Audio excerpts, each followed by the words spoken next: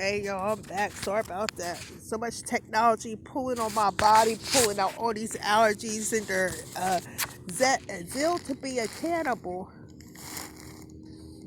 Nose and stuff started running. But anyway, I was surprised that Taco Bell closed. I looked up online; they ain't supposed to close until midnight.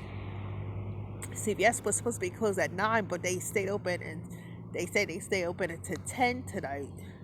All this demonology, technology, thinking you shifting society and stuff. But don't wake up to their delusions. Anyway, so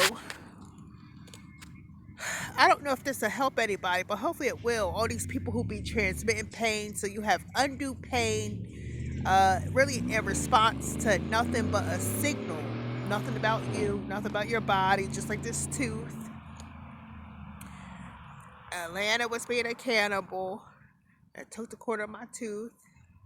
It mimics the same chip that's on my square. I will show it to y'all, but I already got all this. I already taped all this up when I was at ATL. All this tape on my power bank because it's a square missing here, but on my oblong power bank, it put a whole crack in the middle and split it all the way down to this brown. Not brown. That was a liar. There's a blue color on a different type of textured material, just like American economy. They got a lot of these lights around that turn off and on to response to Lord only knows what. Cause don't assume it's just a bad loose bulb. This is how they designed for their little COVID war. It's society against people who don't want nothing from you or don't want what you want. So you're killing people who's not even competition. Stupid. Stupid. Stupid. But anyway. So I don't know if this information gonna help y'all, but I hope it will. Well, I was saying before I had to cut off the last one to blow my nose, all the suck it out of me, and then I had to move again because over there at Taco Bell, people still insist to transmit pain, and they don't be only messing with the tooth, taking my whole side with it. Sometimes it only feels numb here, just as if a dentist was in your mouth. You know how in the past, if you got any work done, a dentist was in your mouth and they shoot you up and numb you up. A lot of times it feels, it feel like you're on the opposite side of life, where you feel the pain of the needle, and that's how it starts, just like a pad of pain, and then it try to jump to the tooth. And the tooth tends to a lot of times feel like a slide bar from it, always going the same direction from front to back, just like on a slide within the same tooth. I tell you this is not the ever to get any dental work done, at least not implants or anything that you're going to keep in your mouth, because the material either going to be poisonous or it's going to be something that has an affinity to be picked up easily by their gadgetry that they have, so they can try to control other things within your body.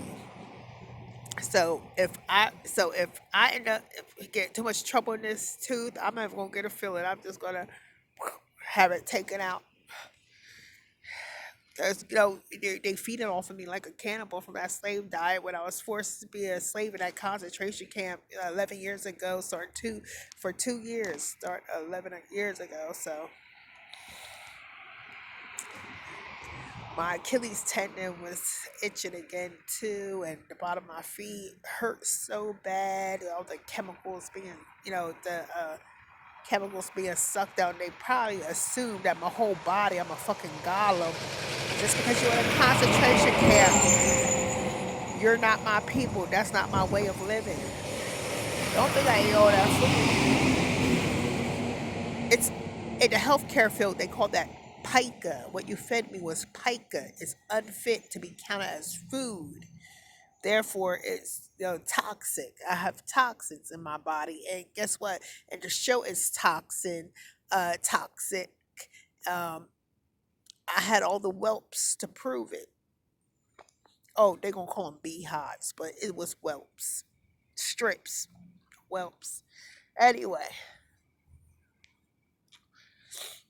so hopefully this help y'all people who know what medicine is for, y'all that's inside the game for these good for nothings who think they running it and they have no competition because people basically letting them do what they want and people making decisions. Well, there ain't much going on in life, so I guess I'll give up the ghost. So, excuse me, when I used to be a nurse's aide, and again, when I went to be an RN, this is two incidents I witnessed. Oh, y'all, sorry. Every time, I think I got it under control, but once I get on here and start talking, forget about it. So, as a nurse's aide, I worked at the local hospital, and then all of a sudden, there was this older woman. She said she was in her 90s. Her skin looked flawless. It looked better than when she was born. Everybody was like, "Oh, what do you do to your skin?" She said, "I only use water." So I know older people. That's a lot. They have their secrets. She was white. She could have been a demon eating two virgins a day, sucking their blood. Who knows? But anyway, if she had beautiful white hair, it was her first time ever she's been in a hospital. That's what she said. And she was in her 90s, but she looked like she was probably in her, I'll say 50s. 50s. Not one wrinkle on her body, a white woman. So then next minute we came to work the next day, and she was on a morphine uh infusion. The whole, hanging the bag, the line on the machine and everything. And we asked her, were you in pain when they put you on a morphine drip? She was like, no. I was like, yeah, we see you. It didn't appear like you was in pain. Um, do you have cancer? No. Are you expected to die? No. Then we're like, you ought to get out of here because that's what they said this is for. And then we were surprised too that a person who is just randomly getting a morphine pumped into their body don't look one bit drowsy. Demonology technology. I never forgot it because I said something have to do with demons here. You in your 90s, not one wrinkle, flawless skin. I can see the white pretty hair, but the skin and the American diet and everything, being a white female, nobody lives that posh in New Jersey. So that was one incident. And, and so the second incident, I was an RN. I was at a certain hospital that I'm not going to say. I remember which one. And there was this guy in his 50s. He was like a white collar business type guy. And I was like, something didn't add up. His diagnosis, his history, and all this. And so I questioned him. I said, look, the doctor ordered you methadone. And I said, have you ever taken this before? He was like, no. And then sometimes you have to pronounce it a different way because some people don't know it's the same damn thing. I said, you never been on methadone before? And the guy was like, no. I said, are you experiencing any pain? Okay. Because I know it wasn't for getting off a heroin addiction. So I was like, are you having any pain? He was like, no. And of course, methadone would be inappropriate to be used for pain at that time in American history. Even to this day, that's not what's used. So I called the doctor and stuff, and the doctor took it away because I wasn't going to give it. There's no justification for it. You know, whenever you're a nurse, you have to realize if there's no justification, you don't give it. And benefits have to outweigh the risks. And so I never forgot that. And it reminds me of the older lady.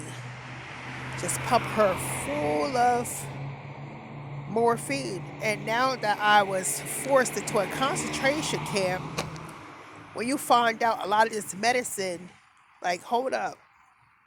If y'all dragging me in a room saying that y'all need medicine, we don't care if you don't need any. We need some. So you're going to pump my body. You're going to shoot me in the ass with a needle because you're saying you need some. You need to eat. You need some medicine. So you drag me into an isolation room. A lot of times, most of the times, before the nurse even pricked my skin with the needle, my body would start dropping as if I already got pricked, or you'll feel the prick before the actual prick is given. Just like me and the kids, me and my children, when we used to play together, we used to get pricked all the time. But guess what? We knew not to say nothing because we know life don't go how these devils say it does. That's why they're panicking. That's why they're trying to kill people. That's why white girls said, do whatever you have to do witchcraft, do this, do that, please, do whatever you have to, get control of society. Heard that happened in Canada.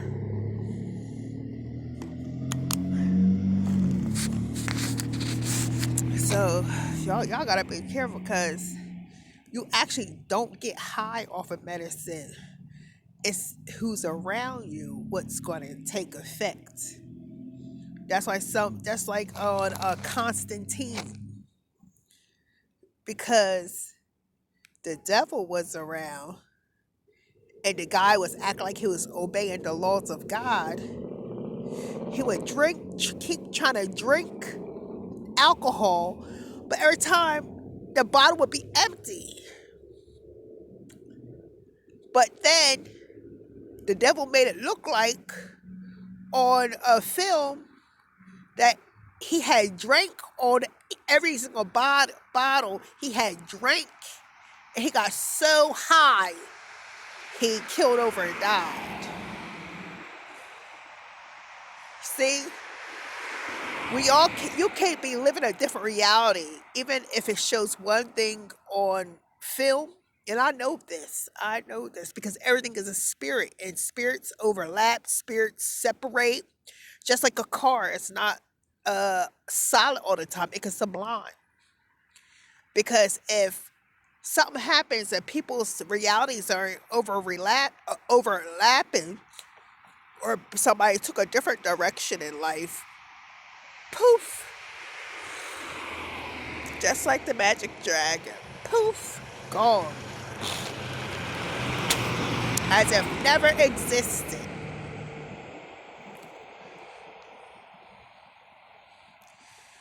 I'm understanding now more too, especially since so many children tend to help me out because of all the evilness, on the earth, and me being tracked and hunted and everything. I'm from New Jersey. Okay, why am I in Florida? Georgia did the same thing, and y'all keep hunting me and telling everybody on the streets,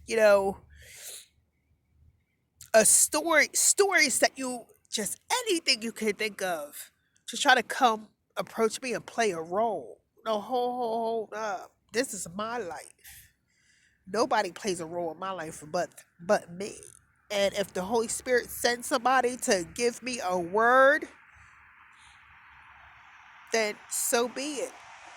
But trust me, ain't gonna be all little trashy people trying to justify the white guy, and convincing people that Jesus is white, and the blacks need to be submissive to the whites. Like, there's no such thing as freedom for a black person. When I say the black, Black people. I'm talking about those people, the people that's part of the black diaspora from taken from the African continent, brought over here, plus the ones that were over here that was native, that got people said, we're taking your land space, kill your food, kill you out, and stay right over there. We're tired chasing you. Stay there.